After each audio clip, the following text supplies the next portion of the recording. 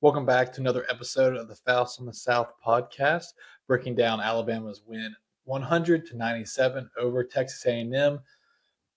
Stressful game. Obviously, would like to win more comfortably, but a huge win for Alabama. Um, I'm just really excited that Alabama got the win. Obviously, you like to see them maybe win by a more comfortable margin, but I really don't care overall. Just before the game, they had to call this a tipping point of the season, saying if we lose this game, we go to 4-5 in conference play with a big road game on Saturday. So the chance to go to 4-6. This would have just been a pretty demoralizing loss after the blowout loss. If you're not going to have a bounce back performance after that, then I don't know when you would have one. I do think tonight Alabama played with a lot more energy and competitiveness. Now, when you just get destroyed like we did against Florida, it's going to take most of your passion and energy away from you. But I thought they fought well tonight in the game. Whenever A&M, who is their style of play, they're constantly pressing you the whole game, forcing you to constantly be avoiding turnovers and pressing, and just that pressure all game can really get to you. And they lead the conference in steals because of that. And Alabama just didn't turn the ball over a ton tonight, and they rebounded well. And anytime A&M went on a run, they always had a response. So that was just really good to see. And A&M's a good team. They only have one loss so far in conference, and it was at Tennessee. They lost in double overtime. So to give A&M their second loss is really good too.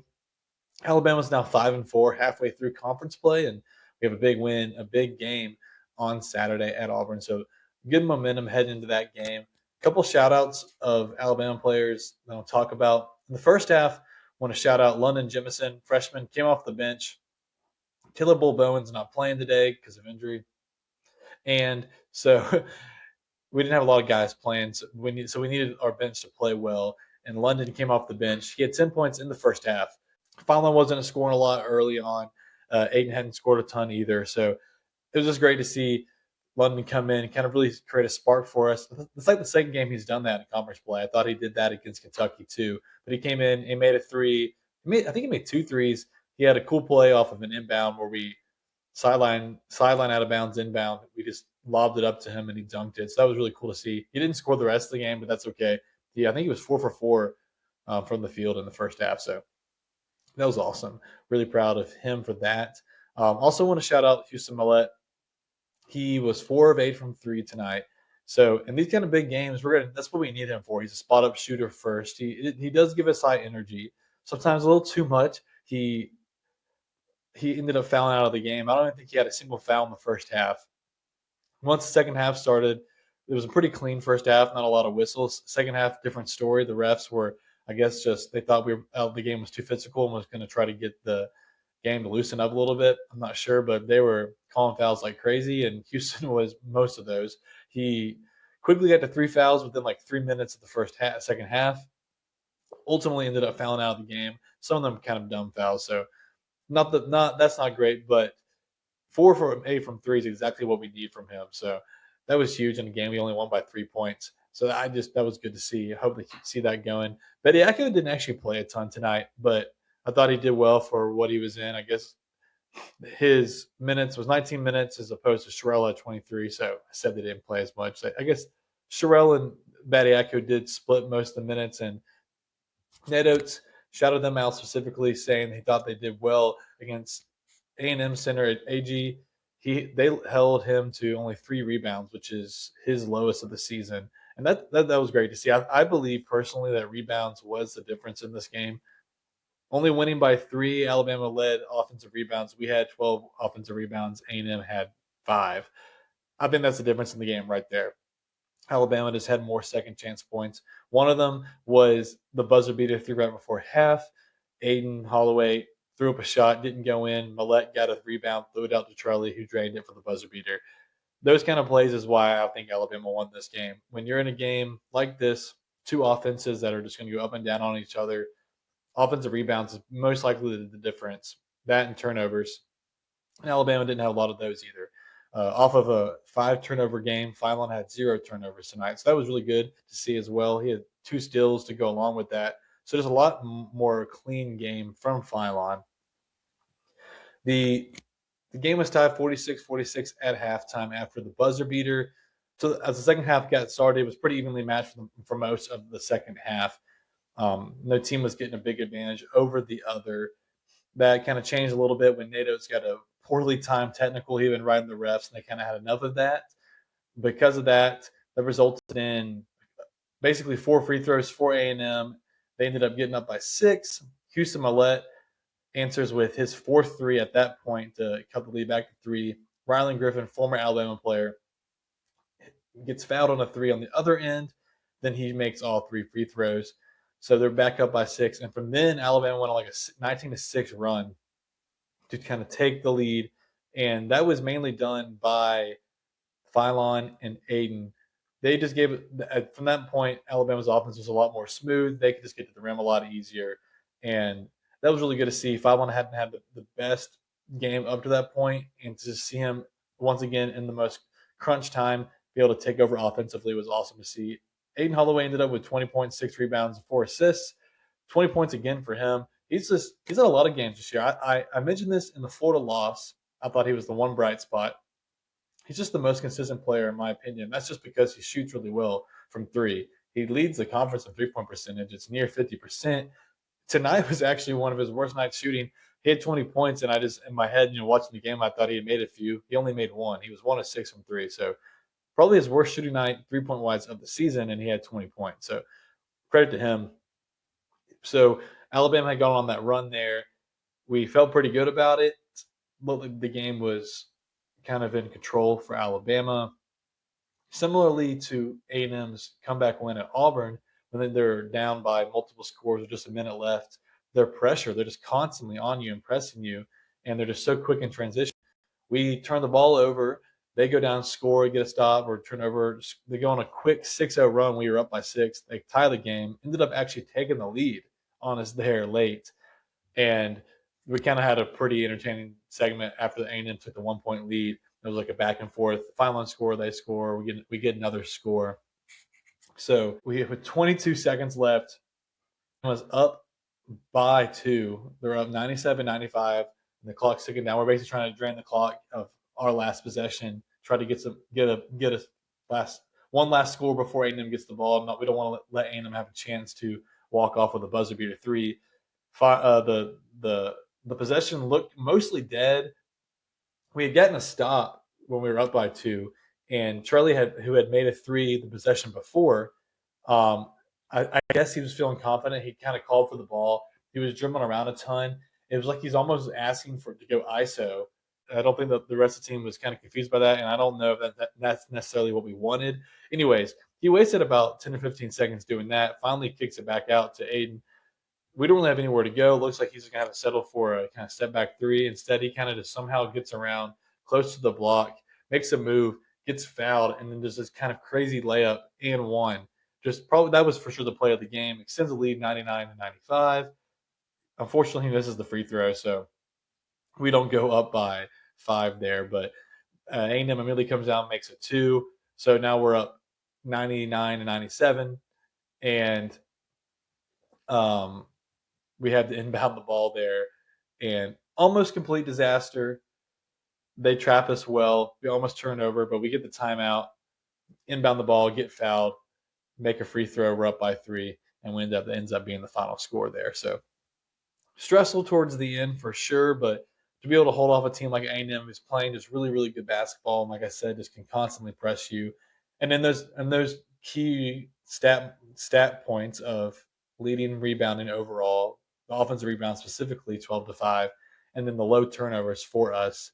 I just was really proud of that, and I think that's a good sign that in this game, must win. We just made the plays when we needed to. That was good to see. Aiden Sherrill actually did not make a field goal. He was 0 of 4 from the field. He had 8 rebounds, and he was 8 of 8 from the free throw line. He's not a great dunker at all, but he makes up for it where he can draw fouls. And he is really good at the free throw line. I mean, 8 of 8 for a center is kind of crazy. So credit to him for that. We needed all 8 of those. MVP of the game overall, though, is Amari Allen. He had missed 1 game, came back for the 40 game. We got smoked, but he also wasn't 100%. a lot more like himself out there. He's important all parts of the game. He plays great on defense and offense. He had 12 points, 7 rebounds, 6 assists. Did he have any steals? He had 2 steals too. So just a really, really good game from him. He had to go out for a portion of the game because he got a 3rd foul midway through the second half, and they didn't want to risk him getting his 4th foul early in the second half. So he was out for about 5 minutes there or so, and that was one of A&M's better stretches of the game.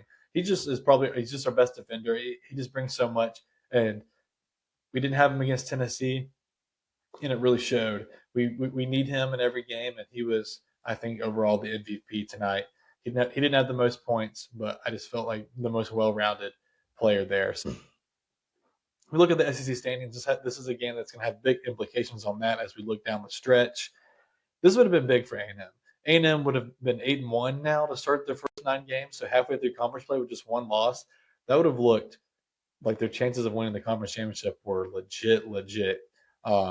They're still like in the running for sure. Unfortunately, they have to play Florida on Saturday. That's a big game. So if Florida now wins that game, Florida will go to solo first in the SEC, in the SEC standings, and A&M will drop down to now they'd be 7-3.